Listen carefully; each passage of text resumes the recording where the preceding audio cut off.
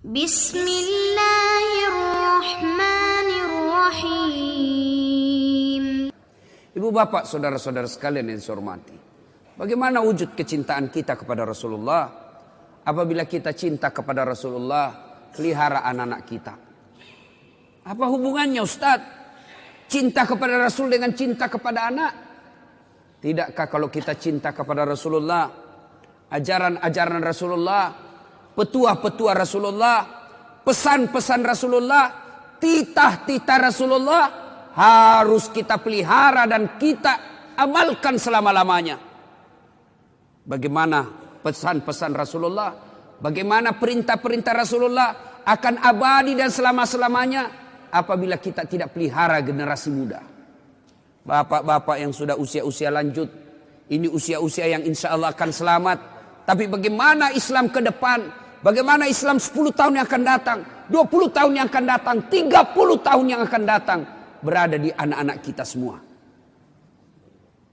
Maknanya, kalau anak kita tidak pelihara dengan baik, maka lambat laun Islam akan pudar di dunia.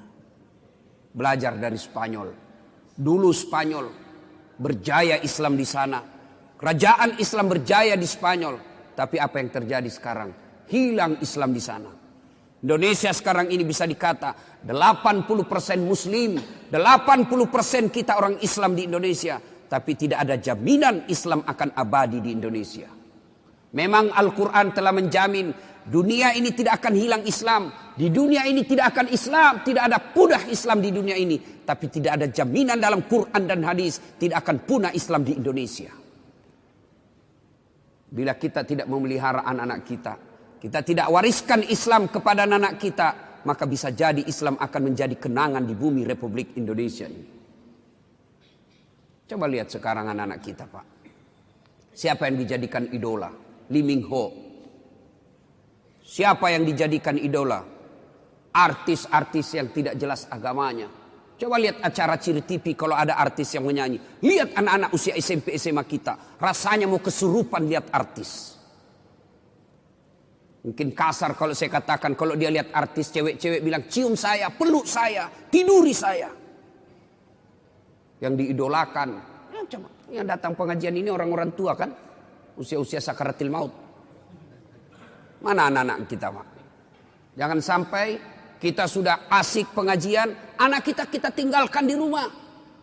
Sertakan anak-anak kita dalam tablik.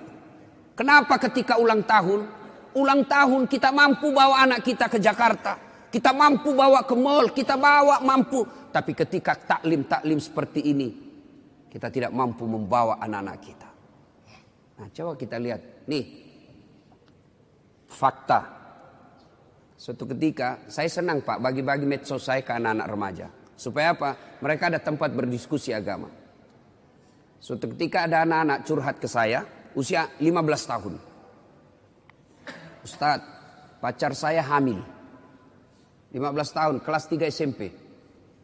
Saya bilang, pertemukan saya bapakmu.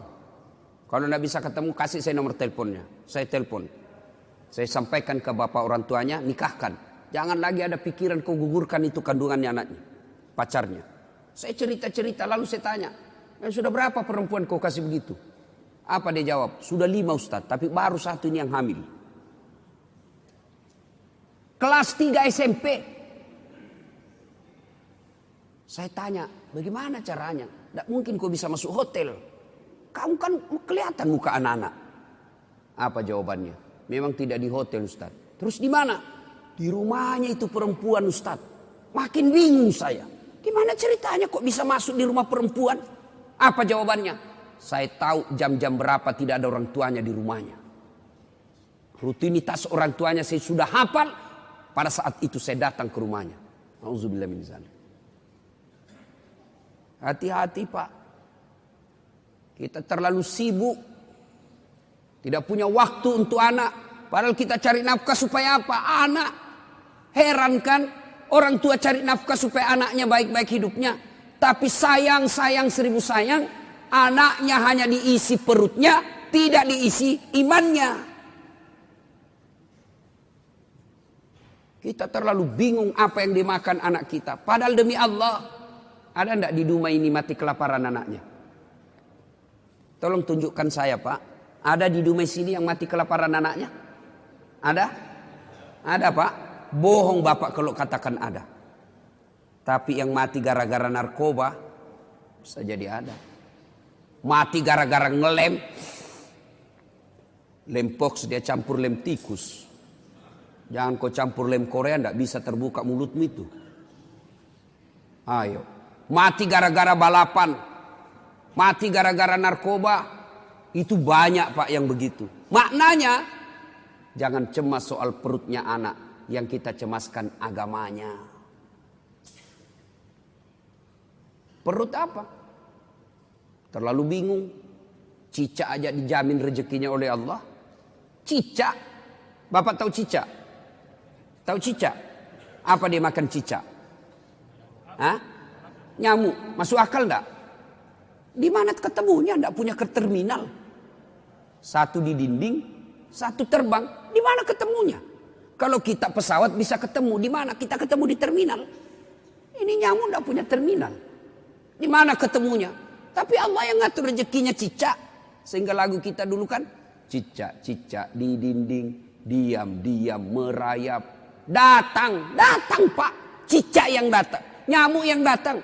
Datang seekor nyamuk. Lagu tidak mengatakan cicak lompat ke nyamuk. Wah, enggak, setengah mati cicak, kasihan. Itu lagu-lagu dulu Pak, memang bagus. Saudara-saudara sekalian, nih perhatikan anak kita. Nih lagi nih. Saya ini kan banyak yang curhat Pak. Termasuk tadi malam ada lagi yang curhat anak-anak. Tapi tadi malam anak Jambi. Bagus juga curhatnya. Ustadz, saya mau berhenti sekolah. Kenapa? Saya tidak tega lihat ibu saya kerja. Saya kena tipu. Bapak saya kontraktor, kena tipu Ustadz. Saya sekolah tapi saya tidak yakin bisa dapat kerja yang baik. Nah ini baik, ini curhatnya yang begini.